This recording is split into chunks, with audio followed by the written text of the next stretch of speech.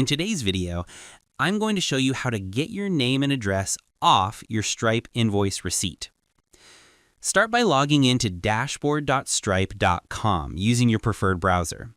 I have Google Chrome open in here. Once you're on your main dashboard, head over to the left-hand menu and click on Settings. This is where you can customize the information that appears on your invoices and receipts. Once you're on the settings page, scroll down to the billing section and select Invoice Template. This section controls how your Stripe invoices and receipts look and what details are displayed on them. When the invoice template opens, you'll see several fields like your business name, address, and logo. If you want to remove your personal name and address from appearing on your Stripe invoices or receipts, simply clear or edit those fields. Replace your personal details with your business name, a generic brand name, or only the information you want customers to see. If you don't want any address showing at all, you can leave that section blank. Stripe allows that as long as you're compliant with your local invoicing rules. Next, scroll down and check the footer section.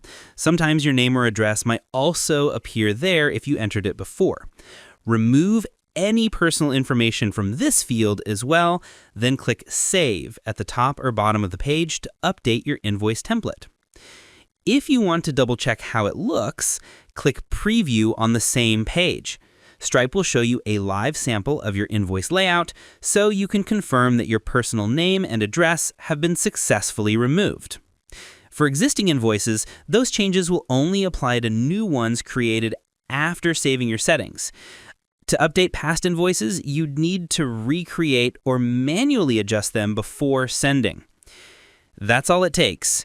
By customizing your invoice template, you can easily remove your personal name and address from Stripe invoices and receipts, keeping your billing more professional and aligned with your business identity. Yeah, that's it. Thank you for watching this video.